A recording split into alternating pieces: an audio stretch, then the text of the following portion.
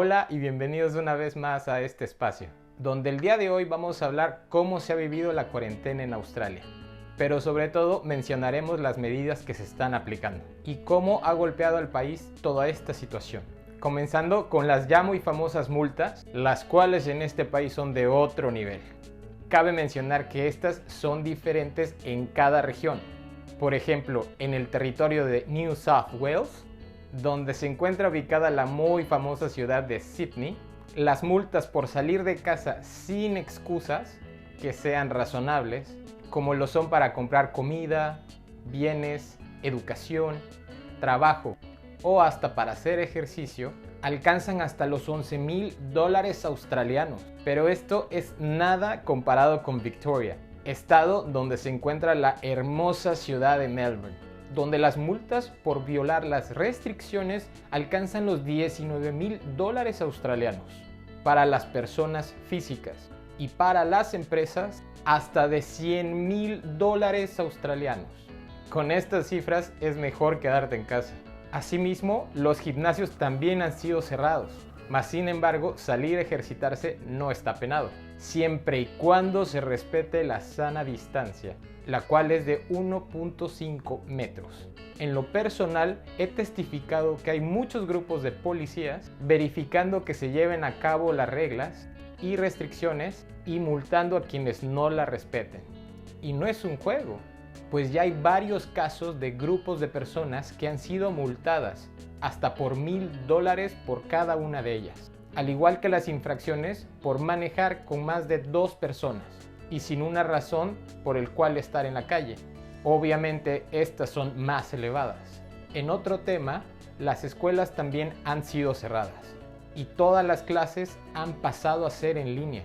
Y claro que los estudiantes internacionales han sido los más afectados en esta situación. Para ellos es crítico, ya que el hecho de pagar escuela, comida, renta, servicios, etc. es sumamente complicado.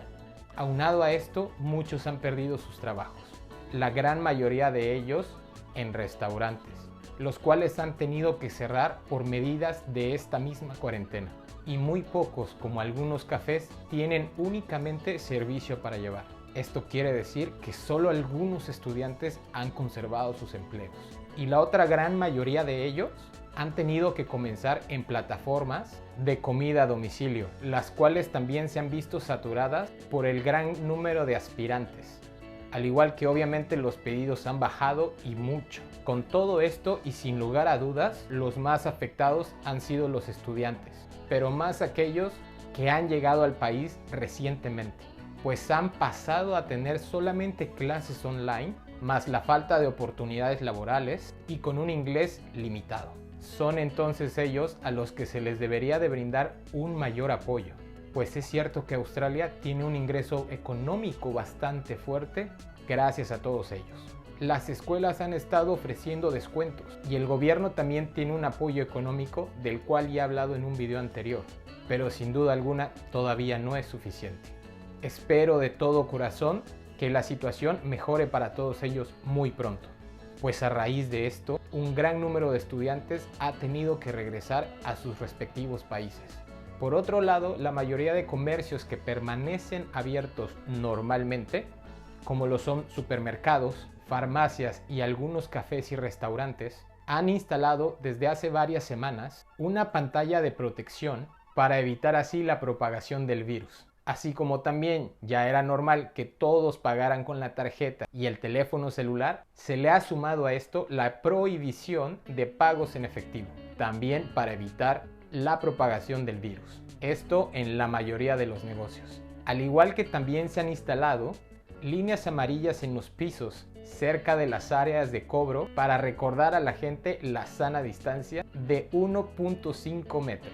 Así como también edificios, departamentos y otros lugares han instalado en las entradas gel desinfectante, evitando así futuros contagios. El transporte público, por su lado, como autobuses, trenes, tranvías y otros, funcionan normalmente.